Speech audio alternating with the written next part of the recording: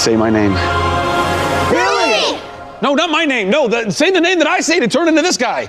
Shazam! A superhero character that starts as a little boy and can simply become a superhero with just a word? That sounds like a dream of nearly every kid growing up that read comic books. So it's not a surprise that this lesser-known character ended up being one of DC's biggest successes on the silver screen. From hiring a horror director with no action experience to hiring a comedy lead not exactly known for his physique, this had almost everything working against it.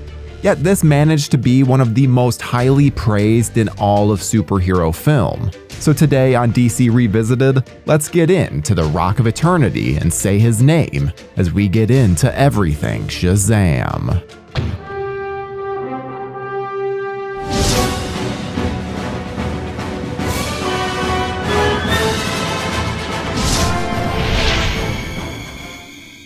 If you could have one superpower, flight or invisibility, what would you pick? Everybody chooses flight. You know why? So they can fly away from this conversation. Shazam had a pretty unique comic book history, first appearing back in Whiz Comics in 1940. His name was originally Captain Thunder. This changed to Captain Marvelous, then was shortened down to Captain Marvel. Then, after being sued by DC for being too close to their character Superman, the comic book series featuring Captain Marvel was cancelled. He would be revived over the years under the name Marvel Man and Miracle Man, but what exactly are his powers? Like Superman, he has superhuman strength, speed, and flight. His alter ego is a young boy named Billy Batson, who transforms into him by shouting Shazam. It's every young boy's dream. During this time, Marvel Comics created their own Captain Marvel character and secured the trademark for the name. So by the time that DC decided to purchase the rights to the original Captain Marvel character, they didn't have the rights to that name.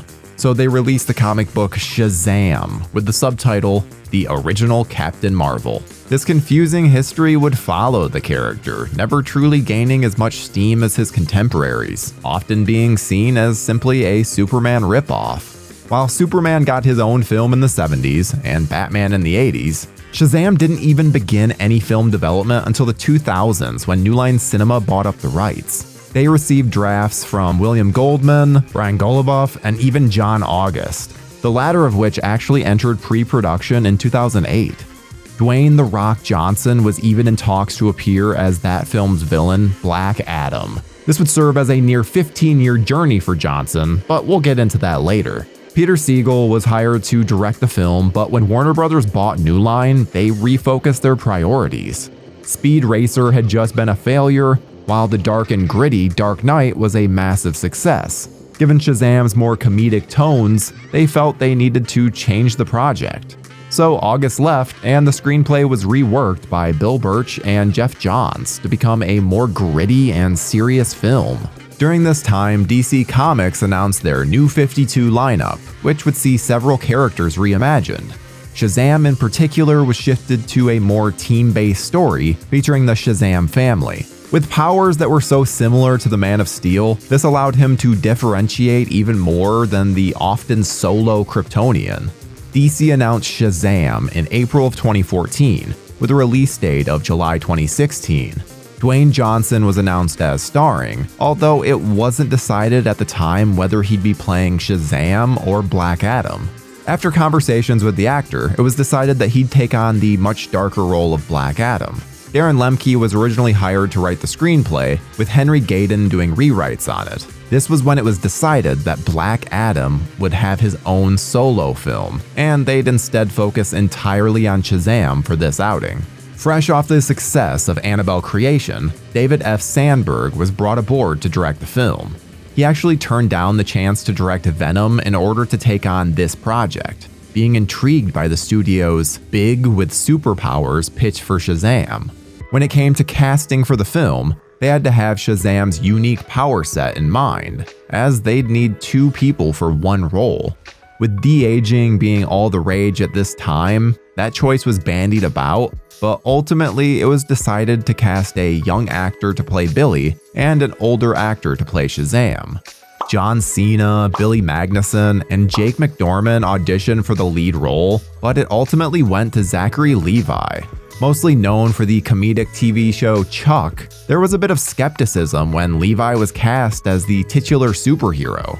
He was a fairly small guy, and a far cry from the beefy man portrayed in the comics.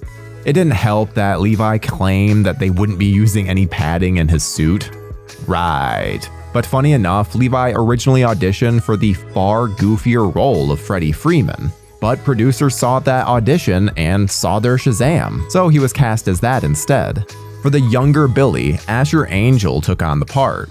One of the chief criticisms, and really the only one that seems prominent, is how Angel and Levi don't even feel like the same person, but Asher still does a decent job in the part, so it's neither actor's fault. Coming off the success of It Chapter 1, Jack Dylan Grazer was cast as Freddie Freeman, Billy's foster brother and best friend. Conversely, Grazer's superhero form would be portrayed by Adam Brody, and they feel like the same person. It's wonderful casting. The younger Shazam family was portrayed by Grace Caroline Curry, Faith Herman, Ian Chen, and Jovan Armand. Their superhero counterparts were played by Megan Good, Michelle Borth, Ross Butler, and DJ Catrona. For the antagonistic role of Dr. Thaddeus Savannah, Mark Strong was brought aboard. Having already played countless villains in the past, this seemed like the perfect role for the actor. Similarly, John Glover, who is no stranger to this fare, appears as his father, Mr. Savannah. Ron Cephas Jones was originally cast as the wizard who grants Billy his powers, but was replaced by Djimon Hounsou due to scheduling conflicts. And while we do get Superman at the end of the film, that's not Henry Cavill, as he was busy filming The Witcher. Instead, that's Cavill's stuntman, Ryan Hadley. And shout out to David F. Sandberg, who appears as all three Crocodile Men, as well as voicing the boyfriend of Marilyn Batson, as well as Mr. Mind. Quite the versatile director. Filming took place in Toronto, Canada on January 29, 2018, and wrapped in May of that year. Pinewood Toronto Studios ended up being the primary filming location, though surrounding areas were also used. The production was fraught with issues due to the bitter cold, but they pushed on. After post-production, its total budget was around $102 million, marking a new strategy for Warner Brothers that wouldn't last. Sandberg brought along many of his creative partners from the horror world into the world of superhero. His Annabelle creation cinematographer Maxime Alexandre joined the project, giving it that haunting look that many of Sandberg's films possess. The design of the costume came from Leah Butler, her first time working on a superhero movie. They kept the short cape design from the old character, but made sure to introduce the hood from the New 52 design. They also added in little details that call back to his more Greek god origins. It also featured a light-up lightning bolt, which proved to be such an issue that it stopped production multiple times in the beginning of filming. But thankfully, they got it worked out and it looks great on camera. For the stunts, the crew utilized the same tuning fork used on Man of Steel for the flying sequences, and they look great. In fact, many of the flying sequences in the mall are actually practical. Hands, lightning with my hands, lightning with my hands. For the fun scene where Shazam is busking outside of the Rocky statue to the theme of Eye of the Tiger, this sequence was originally just shot on a street corner in Toronto. However, after seeing how well it played, the studio gave them more money to be able to shoot it on the actual steps in front of the Rocky statue in Philadelphia. Unfortunately for them though, the weather was really bad and they still needed to digitally add in the Philadelphia skyline. Shazam? Yes! Carry my name, and with it you carry all my powers. As for the story of Shazam, we follow young Billy Batson, who is chosen by an ancient wizard to be a champion by the name of Shazam. All he needs to do is say the name and he'll transform into a superhero. Along with his best friend Freddy, and later his family, Billy has to use his new powers in order to stop Dr. Savannah. At one point in the film, Billy's adopted family gets superpowers as well, and we're introduced to the Shazam family, a different approach to what we'd seen in superhero films of the past. Benjamin Wallfish composed the score, and while he was a prior Sandberg collaborator, he had actually worked on some additional music on Batman v Superman: Dawn of Justice. So this wasn't his first time in the superhero space. He cited Amblin Films as his primary inspiration, and I think you can hear that throughout. Shoot him again. Oh, yeah. Here. Go. Both of you. Come on. Go to town. That kind of tickles. You're dead. Shazam released in the United States on March 13, 2019, and brought in nearly $54 million on its opening weekend. It would end its box office run at $367 million, making it a massive success. Critics absolutely adored the film, giving it a 90% rating on Rotten Tomatoes. The critical consensus was, an effortlessly entertaining blend of humor and heart, Shazam is a superhero movie that never forgets the genre's real power, joyous wish fulfillment.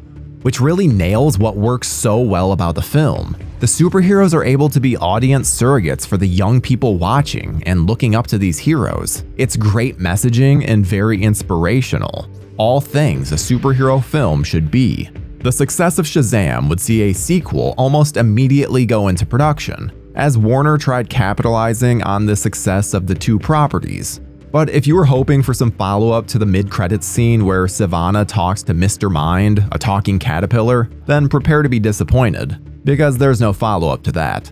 We would also finally receive the Black Adam film that The Rock had been involved with all those years, but we'll touch on both of those in a future video. As for the cast appearing in other superhero fare since, outside of the sequel, there's not many, as this just premiered 4 years ago. Jack Dylan Grazer provided the voice of Superboy in Batman and Superman Battle of the Super Sons, and ironically, Jaimin Hansu had a role in Captain Marvel. You know, the one from Marvel Studios, as he appeared as Korath.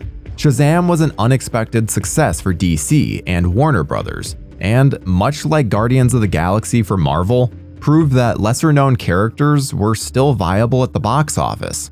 But we have to get away from the world of children becoming superheroes into the psychotic mind of Arthur Fleck. But that's a story for next time. Join us, same movie time, same movie channel.